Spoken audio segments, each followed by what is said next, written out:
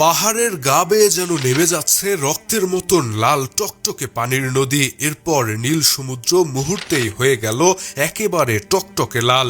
ইরানের হরমুজ দ্বীপের এই দৃশ্য দেখে অবাক বনে গেছে সারা নেট দুনিয়া। এটি কি আসলেই কোনো অশুভ সংকেত নাকি প্রকৃতির খেলা?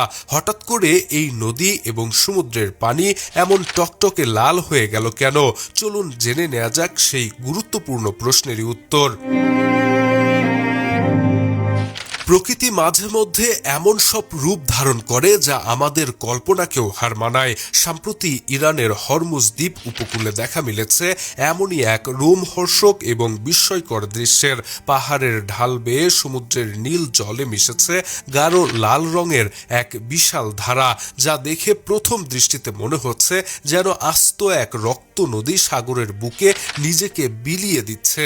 সামাজিক যোগাযোগ মাধ্যমে এই রক্ত লাল সমুদ্রের ভিডিও এখন রীতিমতো ভাইরাল হয়ে বিশ্বজুড়ে তৈরি করেছে তীব্র কৌতূহল এবং আলোচনার ঝড়। এই অভূতপূর্ব দৃশ্য প্রকৃতি প্রেমীদের যেমন আকর্ষণ করছে, তেমনি অনেকের মনে জন্ম দিয়েছে এক অজানা শঙ্কার। প্রথম দেখায় আঁতকে ওঠার মতো মনে হলেও এই অবিশ্বাস্য ঘটনার পেছনে লুকিয়ে আছে প্রকৃতির এক চমৎকার এবং নিখুঁত রসায়ন।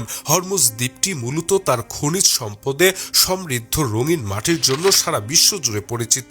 এখানকার মাটিতে রয়েছে প্রচুর পরিমাণে আয়রন অক্সাইড বা লৌহ আকরিক, যা স্থানীয়ভাবে গোলাক নামে পরিচিত।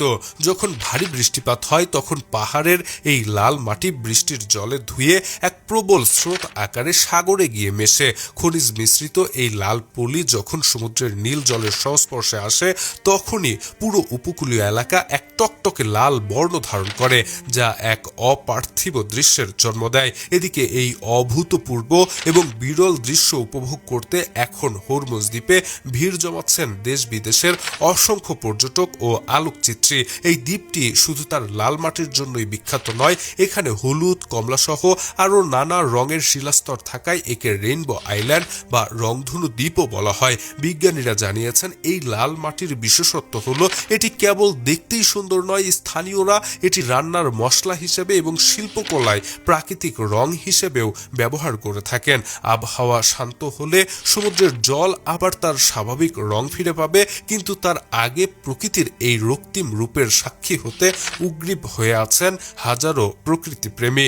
অনেকেই সেখানে এটি দেখার জন্য এখন ভিড় জমাচ্ছেন। Shahriar Alam, EBD news.